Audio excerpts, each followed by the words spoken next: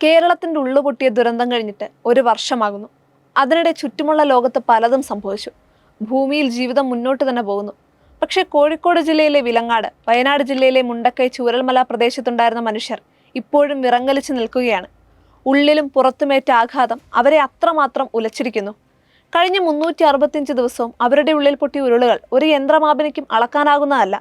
ഹൃദയം പിളർക്കുന്ന ഓർമ്മകൾ അവരെ ആ ദുരന്ത ദിനത്തിലേക്ക്, അതിനു മുൻപുണ്ടായിരുന്ന സന്തോഷ ദിനങ്ങളിലേക്ക് ആഞ്ഞാഞ്ഞ് വലിക്കുകയാണ്. മറുവശത്ത് കിടപ്പാടവും കൃഷിയിടവും നഷ്ടപ്പെട്ട അവർ അതിജീവനത്തിനായി മുന്നോട്ട് ആഞ്ഞു വലിക്കുന്നു. കൈത്താങ്ങാകേണ്ട, കൈപിടിച്ച് മുന്നോട്ട് നടത്തേണ്ട ഭരണകൂടങ്ങൾ എന്തൊക്കെയോ ചെയ്തെന്ന് വരുത്തി നിസ്സംഗതയിലാണ്. ഇരകളെന്ന് വിളിക്കപ്പെടുന്നവർ അകത്തും പുറത്തുമേറ്റ ആഘാതത്തെ മറികടക്കാനാകാതെ നിന്നിടത്ത് തന്നെ നിൽക്കുന്നു. ഉദാത്തമായ മനുഷ്യസ്നേഹത്തിന്റെ ഉറവകൾ വറ്റിയിട്ടില്ലെന്ന് കേരളം തെളിയിച്ചു കഴിഞ്ഞതാണ്. സഹായങ്ങൾ പ്രവഹിച്ചു, ദുരിതാശ്വാസ നിധിയിൽ കോടികൾ കുമിഞ്ഞു, നിരവധി വാഗ്ദാനങ്ങളുണ്ടായി.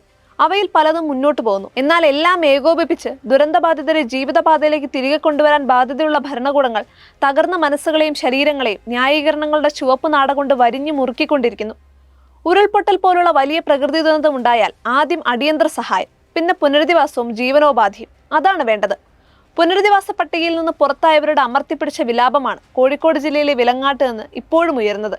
വിലങ്ങാട് അടിച്ചിപ്പാറയിലുണ്ടായ ഉരുൾപൊട്ടലിൽ ഇരകളായത് 150 കുടുംബങ്ങളാണ്. വീട് തകർന്ന 31 പേർക്ക് മാത്രം സർക്കാർ 15 ലക്ഷം രൂപ നൽകി. അതിൽ തന്നെ അർഹരായ എല്ലാവരെയും ഉൾപ്പെടുത്തിയിട്ടില്ലെന്ന പരാതിയുമുണ്ട്.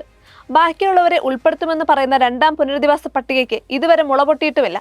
വയനാട്ടിൽ 298 ജീവൻ പൊലിഞ്ഞ മേപ്പാടി പഞ്ചായത്തിലെ മുണ്ടക്കൈ, ചൂരൽമല പ്രദേശങ്ങളിലെ മനുഷ്യർ ഇനിയും ജീവിതത്തിലേക്ക് തിരിച്ചു കയറാനാകാതെ പ്രതികൂല സാഹചര്യങ്ങളോട് പൊരുതി നിൽക്കുകയാണ്.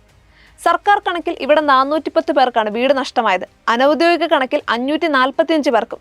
ഇവരിൽ ഭൂരിഭാഗവും ഇപ്പോഴും വാടക വീട്ടിലാണ്. സർക്കാർ വിഭാവന ചെയ്ത ടൗൺഷിപ്പിലെ 410 വീടുകളിൽ 140 എണ്ണമാണ് ആദ്യഘട്ടത്തിൽ തയ്യാറാവുക. ബാക്കിയുള്ളവ 2, 3, 4, 5 ഘട്ടങ്ങളിലും. ഇവയുടെ നിർമ്മാണം എപ്പോൾ പൂർത്തിയാകുമെന്ന ആശങ്കയുടെ കാർമേഘങ്ങൾ അന്തരീക്ഷത്തിലുണ്ട്. നമ്മുടെ സിസ്റ്റം അങ്ങനെയാണെന്ന് മന്ത്രിമാർ തന്നെ വിളംബരം ചെയ്തിട്ടുണ്ടല്ലോ. 700 കോടിയിലേറെ പെട്ടിയിലുള്ള സംസ്ഥാന സർക്കാർ ഇതുവരെ 108.21 കോടി രൂപ ചെലവഴിച്ചിട്ടും ദുരന്ത ബാധിതരുടെ ജീവിതം ഒരു ഇഞ്ച് മുന്നോട്ട് നീങ്ങിയിട്ടില്ല.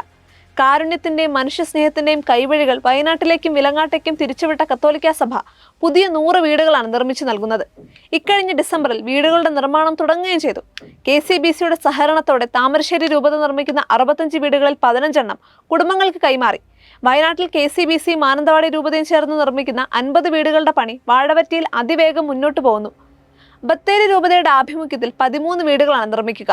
ദുരിതാശ്വാസ നിധി നിറഞ്ഞു കവിഞ്ഞിട്ടും എല്ലാം നഷ്ടപ്പെട്ടവരോട് കാത്തിരിക്കൂ എന്ന് പറയുന്ന ക്രൂരത ഭരണകൂടങ്ങൾ ആവർത്തിക്കരുത്. അത് സഹജീവികളെ ചേർത്ത് പിടിച്ചവരോടും കാട്ടുന്ന നെറുകേടാണ്. ഭരണചക്രത്തിലെ കടുംവെട്ടുകൾ എത്രയും വേഗം അഴിക്കേണ്ടതിന് പകരം കൂടുതൽ മുറുക്കുന്നത് പൊറുക്കാനാകാത്ത നീതികേടാകും. ദുരന്തത്തോട് മുഖം തിരിച്ച കേന്ദ്ര സർക്കാരിന്റെ നിലപാടും അങ്ങേയറ്റം പ്രതിഷേധാർഹമാണ്. വയനാട്ടിൽ സംഭവിച്ചതിനെ ദേശീയ ദുരന്തമായി പ്രഖ്യാപിക്കാൻ മടിച്ച കേന്ദ്രം ബാങ്ക് വായ്പകൾ എഴുതിത്തള്ളുന്ന കാര്യത്തിലും ഹീനമായ അവഗണന കാട്ടി. പ്രധാനമന്ത്രി നരേന്ദ്രമോദി അടക്കം വയനാട്ടിൽ എത്തിയെങ്കിലും ഫലമൊന്നും ഉണ്ടായില്ല. വ്യവസ്ഥകളില്ലെന്ന പേരിലാണ് ദേശീയ ദുരന്ത പ്രഖ്യാപനം ഒഴിഞ്ഞുപോയത്. ഇത് കേട്ടാൽ തോന്നും വ്യവസ്ഥകളൊക്കെ അന്യഗ്രഹങ്ങളിൽ നിന്ന് വരുന്നതാണെന്ന്. സാഹചര്യങ്ങളുടെ അടിയന്തരാവസ്ഥ കണക്കിലെടുത്ത് നിയമത്തിലും വ്യവസ്ഥയിലും ഒക്കെ മാറ്റം വരുത്താനല്ലേ ഇവരെയൊക്കെ തെരഞ്ഞെടുത്ത് വിടുന്നത്? പ്രഖ്യാപനമില്ലാത്തതിനാൽ MP ഫണ്ട് പോലും ഉപയോഗിക്കാനാകാത്ത ദുസ്ഥിതി ആരോട് പറയാൻ? സ്വന്തം പാർട്ടിക്ക് സീറ്റ് നൽകാത്തതിന്റെ പേരിൽ ഇങ്ങനെ ശിക്ഷിക്കുന്നവർ സാമൂഹിക നീതിയെക്കുറിച്ച് മൻ കി ബാത്ത് നടത്തിയിട്ട് എന്ത് കാര്യം? വായ്പകൾ എഴുതിത്തള്ളാൻ നിർദ്ദേശമില്ലെന്നാണ് ബാങ്കുകളുടെ ഭാഷ്യം.